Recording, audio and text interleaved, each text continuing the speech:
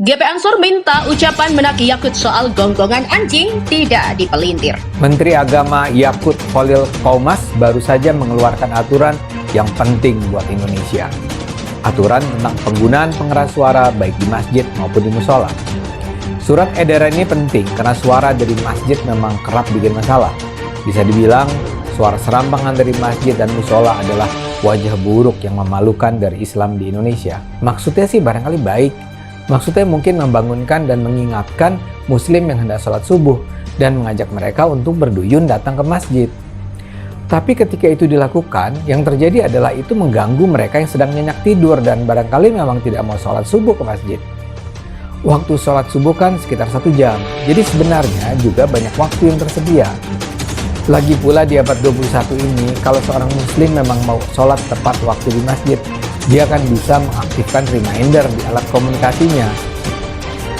Begitu juga soal suara sholat, zikir, doa, dan kuliah subuh. Aturan Menteri Agama ini benar belaka. Buat apa sih suara orang sholat, doa, apalagi kuliah harus diperdengarkan keluar masjid? Bayangkan kalau kemudian dalam waktu yang bersamaan mereka semua menyalakan toanya di atas, kayak apa? Itu bukan lagi syiar, tapi menjadi gangguan buat sekitarnya. Kita bayangkan lagi, kita ini muslim, saya ini muslim, saya hidup di lingkungan non muslim, ya.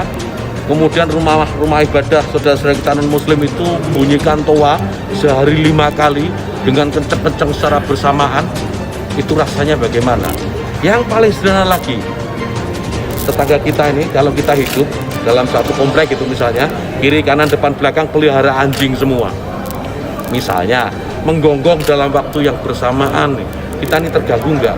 Artinya apa? Bahwa suara-suara, ya suara-suara ini, apapun suara itu ya, ini harus kita atur supaya tidak menjadi gangguan. Jadi kita berbicara tentang pembinaan dan pengawasan.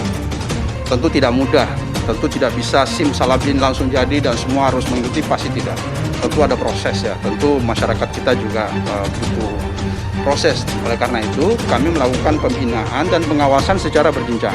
Terus-menerus kita lakukan pembinaan, mensosialisasikan, menyampaikan kepada masyarakat.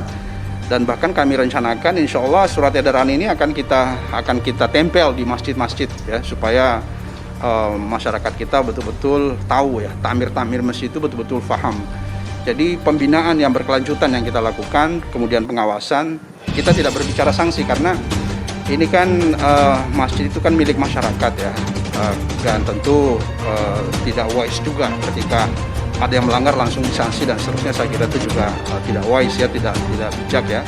Jadi pembinaan terus-menerus kita lakukan, kemudian juga pengawasan kita. Ketua PPGP Ansor Lukman Hakim menilai tidak ada yang salah dengan pernyataan Menteri Agama Yakut Khalil Qomas mengenai perlunya aturan penggunaan pengeras suara atau toa di masjid dan musola, maupun ucapan Menak Yakut yang menyebut suara keras dapat mengganggu ketenangan masyarakat dengan mencontohkan suara anjing menggonggong. Menurut Wakil Sekjen DPP PKB itu, apapun yang berpotensi mengganggu ketenangan masyarakat harus diatur agar tidak menciptakan disharmoni sosial. Bab kata Lukman, hal itu merupakan salah satu tugas pemerintah. Wakil Ketua Komisi 2 DPR RI itu menilai mereka yang mempermasalahkan pernyataan Gus Yakut itu sekedar cari perhatian, panjat sosial, dan kurang kerjaan. Apalagi kalau sampai mau membawa masalah itu ke polisi. Diketahui ucapan Menteri Yakut yang menjelaskan suara toa masjid dengan gonggongan anjing menuai kontroversi. Rai Suryo berencana melaporkan Menak Yakut atas pernyataan itu. Hal ini disampaikan oleh kuasa hukum Rai Suryo, Pitra Romadoni, dalam keterangan tertulis kepada wartawan. Pitra menyampaikan rencana melaporkan Menak Yakut ini ke Polda Metro Jaya. Rai Suryo dan Kongres Pemuda Indonesia berencana melaporkan Menak Yakut dengan tuduhan pasal penistaan. Gus Yakut diduga melanggar pasal 28 ayat 2, junto pasal 45 ayat 2 Undang-Undang Nomor 19 Tahun 2016 tentang perubahan atas Undang-Undang Nomor 11 Tahun 2008 tentang informasi dan transaksi elektronik, atau pasal 156